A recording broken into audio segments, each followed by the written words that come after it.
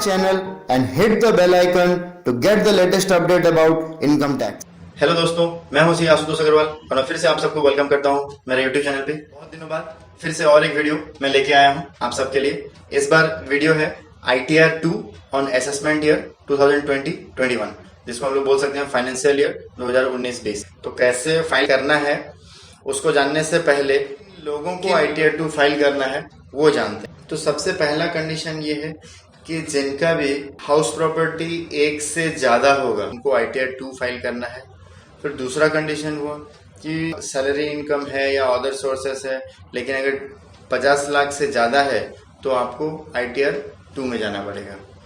Third condition है अगर आपका कुछ सैलरी इनकम है, हाउस प्रॉपर्टी भी है या भी नहीं है, लेकिन आपका कैपिटल गेन इनकम है तो भी आपको ITR 2 चूज करना है। और दोस्तों नेक्स्ट कंडीशन ये है कि कोई भी SSC का अगर बिजनेस एंड प्रोफेशन से इनकम नहीं है तो वो ITR 2 फाइल कर सकता है।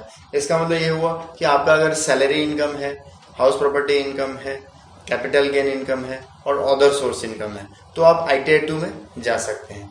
लेकिन अगर आपका income from business and profession है तो आप ITR 2 फाइल नहीं कर सकते हैं। तो आइए देखते हैं प्रैक्टिकली कि कैसे ITR 2 को एक्चुअली फाइल करना है। जैसे कि आप सबको पता होगा, हम लोग गूगल पे जाएंगे, फिर हम लोग सॉफ्टवेयर को पहले डाउनलोड करेंगे। ये आपको मिलेगा डाउनलोड के कॉलम में। यहाँ से हम लोग ये ITR 2 है for individual and HUFs not having income from profits and gains of, मैंने डाउनलोड कर लिया है इसको। उसको ओपन करेंगे, वो डाउनलोड आपका जिप फाइल में होगा, उसको एक्सट्रैक्ट करके एक फाइल में आएगा, उसको ओपन करेंगे। ओपन करने के बाद आपका जो एक्सेल फाइल आएगा, यहाँ पे हम लोग एक्सेल हम लोग का ओपन हो गया है। तो देखते हैं कैसे भरना है। ये पर्सनल इन्फॉर्मेशन है, पार्ट A जनरल। इसमें आपको अपना नाम, पैन नंबर, स्टेटस में इंडिविजुअल या HUF जो भी है वो डालना है। आपको एड्रेस वगैरह डाल देना है, date of birth, email ID, mobile number, ये सब डाल देना है। फिर आपको पूछेगा ये फाइल अंडर सेक्शन कौन सा है, तो ये आपको 139(1) अगर आप नवंबर तक भरते हैं अभी के हिसाब से, आपको यहाँ पे आधार नंबर डाल देना है। फिर दोस्तों यहाँ पे पूछ रहा है प्रोविजो, ये जो 7th प्रोविजो है सेक्शन 139 सबसेक्शन 1 का, उसमें रिटर्न भर रहे हैं क्या? तो मैं आपको बता दूं जनरली तो ये केस नो आएगा। जनरली इसका मतलब ऐसा नहीं है कि सबके केस में एप्लीकेबल है। इसका कंडीशन ये है कि अगर आप मान लीजिए आपका इनकम साल भर 1 लाख है, आप रिटर्न नहीं भी भरना चाहते, मगर ये 3 कंडीशन में से अगर आपका कोई भी कंडीशन आपको चेक करना है पर्सनली, अगर एप्लीकेबल है तो आपको even though you don't have income, और अगर आपका इनकम कम भी है तो भी आपको रिटर्न फाइल करना कंपलसरी है। ये इसी साल इंसर्ट किया गया है। तो क्या क्या है कंडीशन हम लोग पहले देख लेते हैं। पहले कंडीशन में जाएंगे, यहाँ पे जैसे लिखा हुआ है कि अगर आप अपने टोटल बैंक अकाउंट्स में जितने भी आपका नंबर ऑफ बैंक अकाउंट्स है, 1 2 3 4 5, जितने भी अकाउंट्स में आपने पैसा जमा किया है वो अगर 1 करोड़ से ज़्यादा है ड्यूरिंग द प्रीवियस ईयर, 1 साल में, तो आपको ये रिटर्न फाइल करना कंपलसरी है। नेक्स्ट कंडीशन है कि अगर आपने फॉरेन ट्रैवल में 2 लाख रुपए से ज़्यादा अगर एक्सपेंडिचर किया है प्रीवियस ईयर में तो भी आपको रिटर्न फाइल करना कंपलसरी है। उस केस में आपको यहाँ पे येस करना होगा कि अगर आपका इलेक्ट्रिसिटी बिल पे 1 लाख रुपए से ज़्यादा का अगर बिल आया होगा प्रीवियस ईयर में तो आपको यहाँ पे यस भी करना है और डिटेल्स भी देना है। और एक चीज़ यहाँ पे कंफ्यूजन हो सकता है दोस्तों आप सबको कि मेरा इनकम भी ज़्यादा है, मान लीजिए मेरा इनकम 10 लाख रुपए है, मैं वैसे ही रिटर्न भरने के लिए विलिंगनेस है मेरा, तो उस केस में क्या करेंगे? उस केस में तो मान लीजिए आप फॉरेन ट्रेवल भी कर लिए हैं और इनकम भी 10 लाख है, तो मतलब इस कंडीशन के लिए भी आपको भरना है और उस कंडीशन से भी आपको भरना है। तो वहां पे आपको नो ही सिलेक्ट करना है, क्योंकि यहाँ पे ये बोल रहा है कि अगर सिर्फ ये 3 कंडीशन के वजह से आप रिटर्न फाइल करना चाहते हैं तभी आपको यहाँ पे यस करना है।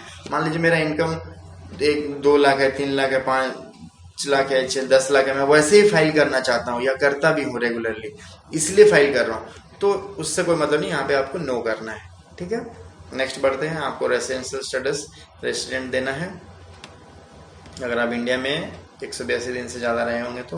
फिर आगे बढ़ना है, ये बता रहे हैं कि अगर रिटर्न कोई रिप्रेजेंटेटिव SSC फाइल कर रहे हैं क्या, तो वो जनरली नो है अगर आप खुद कर रहे हैं तो।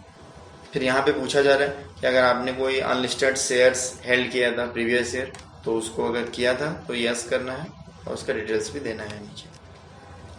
तो दोस्तों, फर्स्ट जो सोर्स ऑफ इनकम जो हम लोग का 5 हेड ऑफ इनकम बोला जाता है, income from salary, income from house property, income from capital gain, income from business and profession and other income. तो पहला जो सोर्स ऑफ इनकम है सैलरी। अगर आपका सैलरी इनकम है तो आपको यहाँ पे सारा डिटेल्स भर देना है। जैसे कि ये आप लोग देख रहे हैं, ये बहुत ही यूजर फ्रेंडली है। आपको name of the employer, address employer और बाकी पिन कोड वगैरह सब भर देना है। आपका जो भी सैलरी वगैरह मिल रहा है आपको अपना फॉर्म 16 लेना है और उसी हिसाब से भरना है ये सारा चीज़। ये परक्विजिट्स जो भी है सारा चीज़ आपका मेंशन रहता है। आपका फिर यहाँ पे आपको income chargeable under head salaries जो आपका फॉर्म 16 में उसके हिसाब से मैच हो जाएगा। अगर आप कुछ एक्स्ट्रा नहीं दिखाना चाहते हैं, मान लीजिए कोई लोग एक्स्ट्रा HRA क्लेम करना चाहते हैं या फिर और भी कोई एग्जम्पशन एक्स्ट्रा क्लेम करना चाहते हैं, LTA वगैरह, तो वैसा अगर नहीं है तो आपका फॉर्म 16 के हिसाब से यहाँ पे जो है, यहाँ पे income chargeable under head salary, ये 6 number income chargeable under head salary, ये फिगर आपका फॉर्म 16 के फिगर से मैच करेगा अगर आप कुछ एक्स्ट्रा क्लेम नहीं कर रहे हैं तो। फिर दोस्तों बढ़ते हैं हम लोग हाउस प्रॉपर्टी इनकम की तरफ, सेकंड इनकम की तरफ। यहाँ पे आपका अगर हाउस प्रॉपर्टी से आपका अगर रेंट पे दिया हुआ है तो उसका भी डिटेल्स देना है कि आपका टाइप ऑफ हाउस प्रॉपर्टी क्या है, रेंटेड है या सेल्फ ऑक्युपाइड है। अगर आपने अपने लिए ही घर खरीदा है और उसके लिए लोन लिया है या नहीं लिया है, जो भी है, तो उसका डिटेल्स यहाँ पे देना है। अगर आपने लोन लिया है तो उसका भी डिटेल्स यहाँ पे देना है, एड्रेस ऑफ द प्रॉपर्टी। यहाँ पे फिर आपको ग्रॉस रेंट रिसीव रिसीवेबल यहाँ पे 0 रखना है। आपका यहाँ पे देखिए दिया हुआ है H में interest payable on borrowed capital, यहाँ पे आपको फिगर डालना है जो भी आपने इंटरेस्ट पे किया है प्रीवियस ईयर में, ठीक है। तो अगर आपका कोई इनकम नहीं है, सिर्फ इंटरेस्ट पे किया है, तो ये जो है यहाँ पे आपका आ जाएगा फिगर। फिर हम लोग बढ़ेंगे कैपिटल गेन की ओर। कैपिटल गेन में है कि अगर आपने कोई लैंड या बिल्डिंग ऐसा कुछ चीज़ें आपने अगर सेल किया है ड्यूरिंग द प्रीवियस ईयर, तो उसको कितने में सेल किया, फिर उसको कितने में परचेज किया और फिर उसका इंडेक्सेशन वैल्यू निकाल के आपको यहाँ पे डिटेल्स देना है। यहाँ पे और भी कुछ चीज़ें ऐड कर दिए हैं, जैसे कि name of the buyer, PAN number of the buyer, ये सब आपको डिटेल्स देना है। फिर हम लोग दोस्तों बढ़ते हैं सेल ऑफ इक्विटी शेयर्स और unit of equity oriented mutual fund.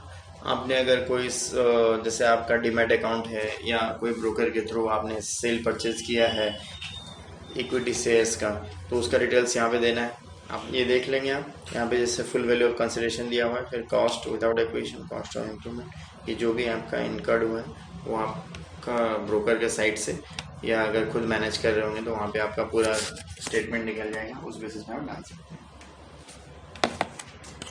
उसके हिसाब से अगर 12 मंथ्स के बिलो है तो वो शॉर्ट टर्म कैपिटल गेन और 12 मंथ्स के वो है लॉन्ग टर्म कैपिटल गेन। ये सब आपको देखते हुए फॉर्म भर देना है, फिर कैपिटल गेन ऑटोमेटिकली आपका कैलकुलेट हो जाएगा।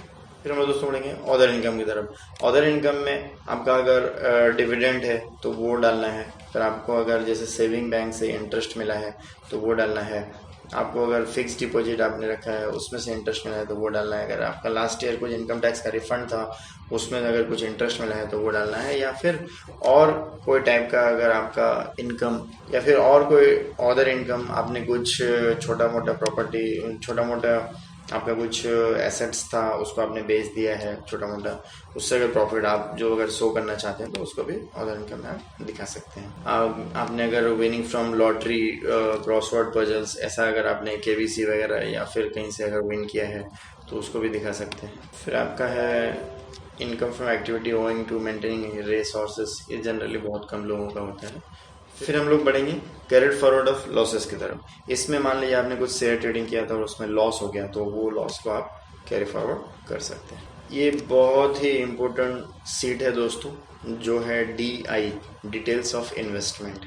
यहाँ पे एक बहुत ही इम्पोर्टेंट चीज़ मैं आपको बताने जा रहा हूँ, जो कि एक बहुत बड़ा कन्फ्यूजन होता है अगर हम लोग सेल्फ रिटर्न फाइल कर रहे हैं। तो यहाँ पे लिखा हुआ है कि investment deposit payments for the purpose of claiming deduction under chapter 6A।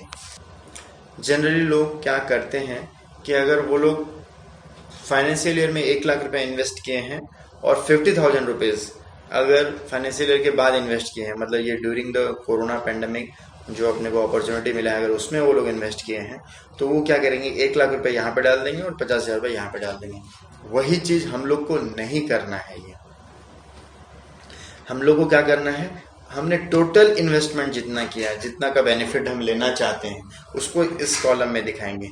मतलब 1 लाख रुपए और 50,000, टोटल 1.5 लाख रुपए यहाँ पे दिखाएंगे।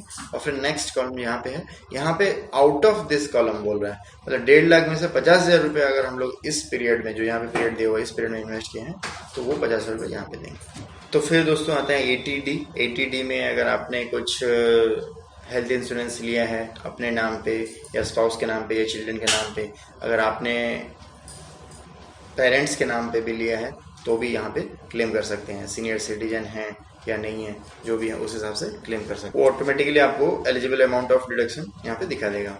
ठीक है, आप जितना इन्वेस्ट किए हैं वो आपको अमाउंट पुट करना है, एलिजिबल अमाउंट नीचे दिखा देगा आपको। बस ये देखना है कि सीनियर सिटीजन है तो सीनियर सिटीजन के कॉलम में डालना है, नहीं है तो नहीं है। हेल्थ चेकअप है तो हेल्थ चेकअप में डालना है, हेल्थ इंश्योरेंस किए हैं तो यहाँ पे डालना है। ये सब आपको ध्यान देना है। नेक्स्ट है ATG, which is again a very much important during this period, because generally हम लोग क्या होता है, अगर यहाँ पे जैसे लिखा हुआ है कि ATG में आपको डोनेशन का बेनिफिट 100% मिलेगा या फिर 50% एलिजिबिलिटी है, क्वालिफाइंग अमाउंट, तो उसमें क्या होता था 100% तो मिलेगा, लेकिन वो आपका जो टोटल इनकम आएगा, मतलब आपका जो भी सोर्सेस ऑफ इनकम है वो सबको ऐड किया जाएगा, फिर जो भी डिडक्शन से वो माइनस करने के बाद जो टोटल इनकम आया उसका 10% जितना आएगा, that is your qualifying limit generally, in general condition.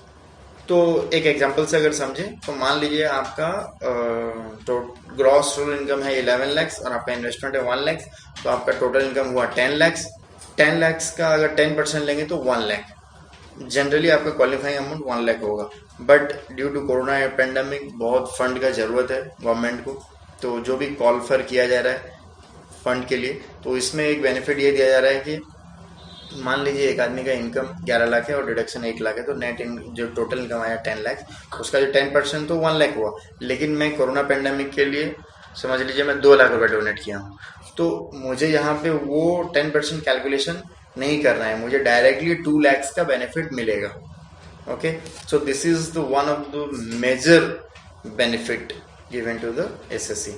बहुत बार ऐसा होता था, बहुत लोग डोनेट तो करते थे मगर बेनिफिट जो है रेस्ट्रिक्टेड अमाउंट मिलता था। यहाँ पे वो रेस्ट्रिक्शन बिल्कुल भी नहीं है दोस्तों। So I also request if anyone interested then you can donate to government and take benefit here. Scientific research rural development के लिए है एज यूजुअल। फिर हम लोग दोस्तों पढ़ेंगे चैप्टर 6A।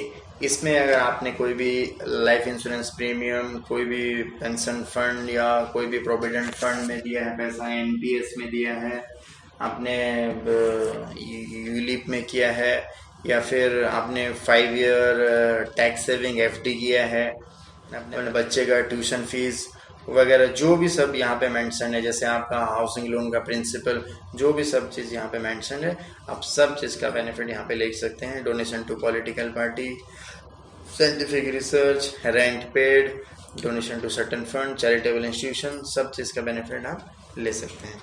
फिर हम लोग दोस्तों पढ़ेंगे एग्जम्प्ट इनकम की तरफ। एग्जम्प्ट इनकम पे जनरली लोग सोचते हैं कि हमारा एग्रीकल्चर इनकम सब एग्जम्प्ट है, वैसा नहीं है दोस्तों।